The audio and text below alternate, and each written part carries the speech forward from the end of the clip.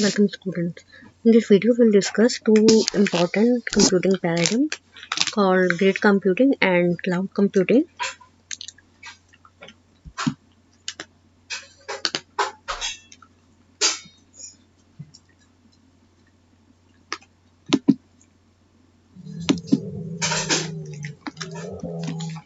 So what is grid computing? Grid computing is the collection of computer resources from multiple locations to reach a common goal. It means if we have a large and complex application that we want to solve, and one computer system or one machine is not capable of executing it, then we need a grid computer. We need grid computing paradigm. So grid, what is a grid? Grid is not a single computer, but it is a collection of computer resources, and these resources are separated by their geographical locations. And the target of execution of on all the machines that they must reach to a common goal, that is the output required by the application. The grid can be thought of as a distributed system with non-interactive workloads that involve a large number of files. Grid computing is essentially a distributed computing paradigm where the computing resources are separated by geographical distances. They are non-interacting. It means human interaction is not required to for interaction among these distributed computing resources. So workloads will be distributed automatically, and there are a large number of files, large number of code files and other associated files which are distributed over these computing systems. So why we need a grid computing paradigm? We need grid computing paradigm because not all the problems are efficiently solved by today's supercomputers. Supercomputers can solve large and complex problems, but there is a limitation of supercomputers on the hardware and the software resources which are available on the supercomputer. Numerical as well as data intensive problems that require a variety of heterogeneous resources not available on a single computer. In supercomputers, there may be co-processor, parallel processors are there, but sometimes the application requires heterogeneous resources. It means they require that some part of the application should be executed on different one platform, and some part of the application can need to be executed on different hardware and software platforms. For that for this scenario, supercomputers are not sufficient. They cannot solve such kind of problems. So grid computing offers a solution. So what is grid computing? The grid computing goal of the grid computing is to create the illusion of a simple yet large and powerful self-managing virtual computer out of a connected collection of heterogeneous systems sharing a combination of resources. It means for the end user, there is a single computing system. There is a single system, but actually it is a collection of self-managing virtual computer systems which are heterogeneous in regard to their hardware and softwares available on them, and they share different resources. Grid computing combines computers from multiple administrative domains to reach a common goal to solve a single task or problem. And usually the problem is single. There is a single application that needs to be solved. Grid computing is basically used to solve a scientific or technical problem that require a great number of computer processing cycles or access to a large amount of data. So either the problems are data intensive, or it is computationally complex, and this problem can be a suitable candidate for grid computing. So what are the characteristics of grid computing? Grids are often constructed with the aid of general purpose grid software libraries known as middleware, and it is used to divide pieces of a program among several computers. So computation must be in the distributed manner. So distributed computing is there. They are loosely coupled. It means all the systems are autonomous systems. They are not depending on each other. It means they can also solve the problems separately. They are capable of solving the problem, their separate problems which are not related to each other, and they are heterogeneous. It means different hardware can be there, and different operating system can be installed on these systems.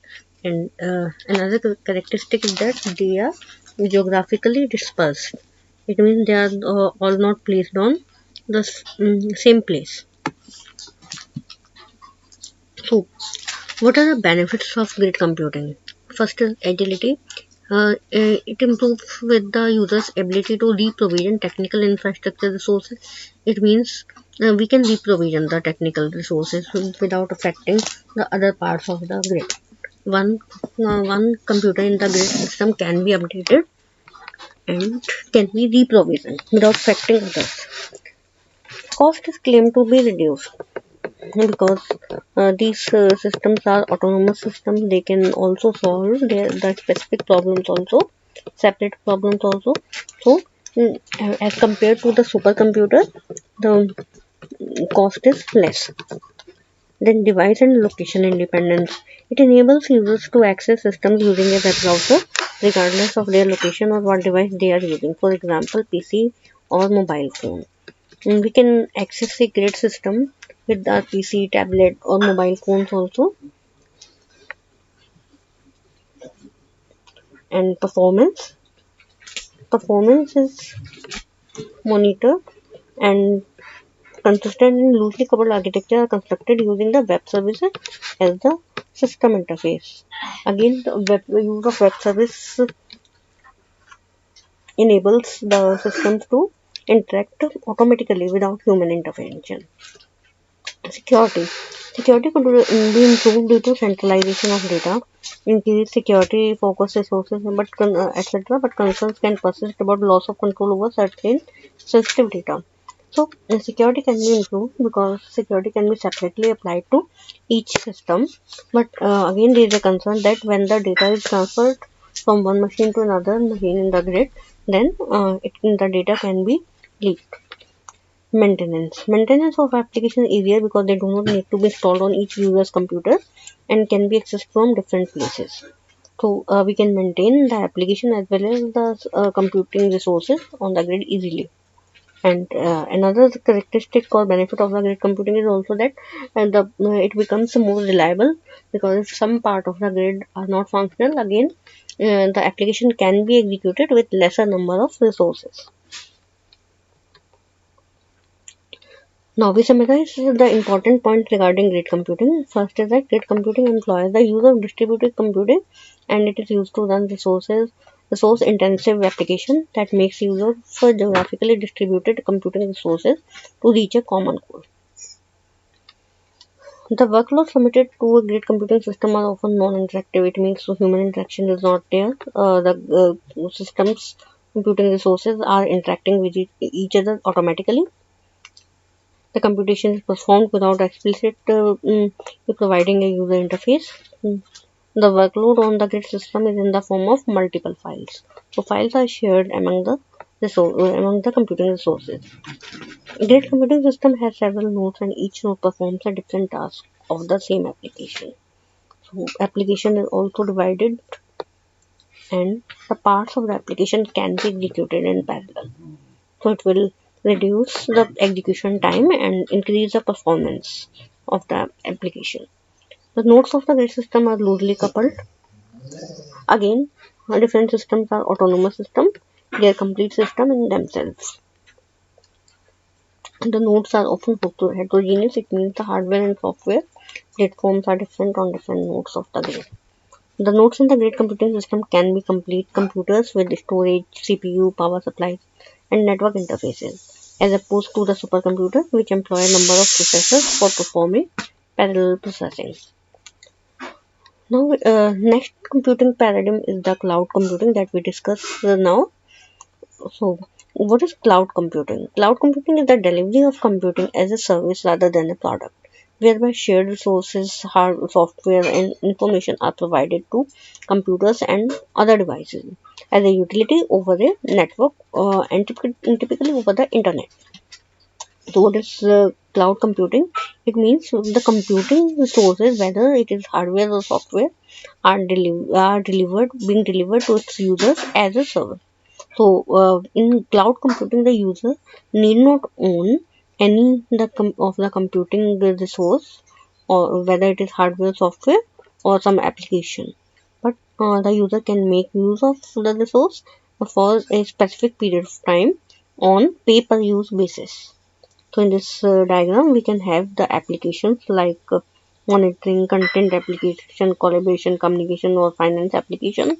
We can have other platforms also like object storage, identity, runtimes also there. Then message queues and databases. We can have infrastructures also like block storage, network, or computing or condition computers that can be delivered as a service. So there are several service models of cloud computing. Cloud computing providers offer their services according to three fundamental models. First one is called the infrastructure as a service or IaaS. So infrastructure as a service, then infrastructure will be provisioned to the users as a service. And platform as a service, now platform will be delivered to the users as a service or PaaS, and software as a service. Softwares can be provisioned to the users or delivered to the users as a service. SaaS. So we can have cloud clients. Cloud clients can be a web browser, a mobile application, or any thin client with not much functionality, or just the terminals or emulators are there. So the user of the cloud computing can access the resources using any of these devices mentioned here. Then we can have infrastructure, platform, or application. Software as a service, example of software as a service are CRM or customer relationship management software, email software, virtual desktop communication, and games. Platform as a service, we can deliver execution runtime, databases, web servers, development tools. Then infrastructure as a service, virtual machines can be delivered or can be used. Then storage can use load balancers and networks are some examples that can be used as infrastructure as service. So infrastructure as a service or IaaS. In the most basic cloud service model, cloud providers offer computers as physical or more often as a virtual machines, raw or block storage, load balancers, and networks. IaaS providers supply these resources on demand from their large pools installed in data centers. To deploy their applications, cloud users then install operating system images on the machine as well as their application software. So in this model, it is the cloud user who is responsible for patching and maintaining the operating system and application software. So suppose we want an infrastructure as a service. For example, we want a virtual machine to be used for some specific period of time for executing certain tasks. Then it can be made available on the cloud, and we can just install the virtual machine and use it, and then we can shut down the machine when we don't need it anymore. Now platform as a service. In the platform as a service model, cloud providers deliver a computing platform or solution stack, typically including the operating system, programming languages. So we can use certain language compilers, or suppose we want to execute our AI model, then we can use it on the cloud. Then execution environment, databases, and web servers can be used. Then application developers can develop and run their software solutions on a cloud platform without the cost and complexity of buying and managing the underlying hardware and software layers. So, uh, the application developers can host their websites or other applications on the cloud storage. Platform as a service offers the underlying computing and storage resources scale automatically. Scale automatically means they can use the resources for limited number of users for limited instances, and when the usage grows, then when the usage increases, then it can be the resources can be scaled automatically to match the application demand, such that the cloud user does not have to allocate resources manually. So the cloud computing It can serve to the very small application with the small user base as well as for the large application. Now, software as a service. So, in the software as a service model, cloud providers install and operate application software in the cloud, and cloud users access the software from cloud clients. The cloud users do not manage the cloud infrastructure and platform on which the application is running. This eliminates the need to install and run the application on the cloud user's own computer, simplifying maintenance and support. So, the cloud owners need not purchase the complete software. They can make use of the software installed on the cloud. Load balancer distribute the work over the set of virtual machines. So, what are the cloud clients? Users access cloud computing using the network client devices such as desktop computers, laptops, tablets, smartphones only. The requirement is that the internet must these clients must use the internet to access the cloud infrastructure. Next, we discuss the deployment model of the cloud. There are basically four categories of deployment models, and these are public cloud, community cloud, private cloud, and hybrid cloud. So it is shown here in public or external cloud and private or internal cloud. They both make the hybrid cloud, and the resources managed by the scope of resources managed by the public cloud is much wider. So, what is public cloud? Public cloud applications, storage, and other resources are made available to the general public by a service provider. It means anybody can access the public cloud, and make use of the various resources such as virtual machines and different software. These services are free or offered on a pay-per-use model. Sometimes the services are free, and sometimes the clients or users need to pay as they use these resources. Generally, public cloud service providers like Microsoft and Google own and operate the infrastructure and offer access only via internet, and they are not accessible without internet. Now, the community cloud. Community cloud shares infrastructure between several organizations from a specific community with common concerns like security, compliance, jurisdiction, etc. So, community cloud can be shared within the supply chain of an industry, and they are managed internally or by a third party and hosted internally or externally. The costs are spread over few users than a public cloud. It means the the different organizations can bear the cost of the community cloud, and the users are also limited. So only some of the cost saving potentials of the cloud computing are realized. It means again this model is somewhat costlier than the public cloud. Example is Media Cloud by Siemens. So generally the community clouds are used by different stakeholders in the supply chain. Then private cloud. Private clouds is the cloud infrastructure operated solely for a single organization. It means if it is a very large organization which has various branches which are again distributed in different geographical places, then the organization can make use of the private cloud. The private cloud is managed internally or by a third party and hosted internally or externally. They have attracted criticism because users still have to buy, build, and manage them. So basically, the private cloud is only suitable for very large organizations, because then it is for the use of the internal management of the company. Thus, they do not benefit from less hands-on management. Then hybrid cloud. Hybrid cloud is a composition of two or more cloud, private, community, or public cloud that remain unique entities but are bound together, offering the benefits of multiple deployment models. So we want to create a different cloud system using some part of the public cloud, some part of the private cloud or community cloud, and it is a hybrid cloud. By utilizing hybrid cloud architecture, companies and individuals are able to obtain degrees of fault tolerance combined with locally immediate usability without dependency on internet connectivity. Also, for the private cloud, internet is not a requirement. They can be used in the company's internet. So again, every time the connectivity with internet is not necessary. This is the benefit of hybrid cloud.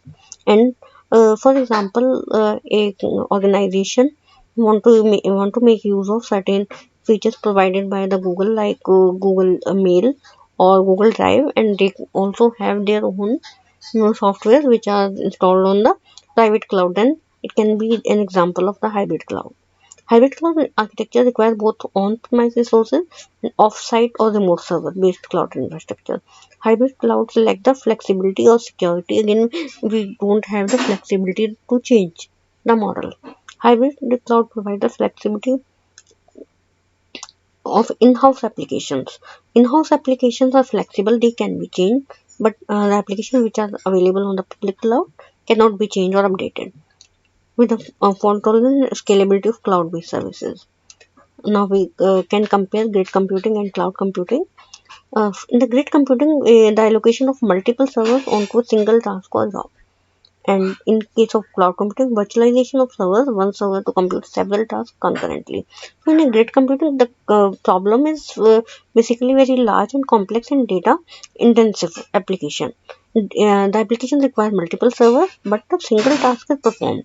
In case of cloud computing, the user is not the owner of the server. It uses the server virtually. So virtualization mechanism is there, and one server can compute not only a single application, but they can execute several tasks, and that is concurrently. In case of grid computing, it is used for job execution. I execution program for a limited time. So sole purpose of grid computing is to perform the execution of a task and get the result. And in case of cloud computing, most frequently used to support long running services. It means the service user want to run their server services for a very long time. In case of grid computing, the purpose is to execute a task or execute an application as soon as possible. In case of grid computing, it exposes high level of details, so details can be known to the user. But in case of cloud computing, the cloud provider mm, hide the details, or there is a high level abstraction. It means user will get the view that the user is executing the application on their own resource, own computing devices. So that is for all for the grid computing and cloud computing. Thank you.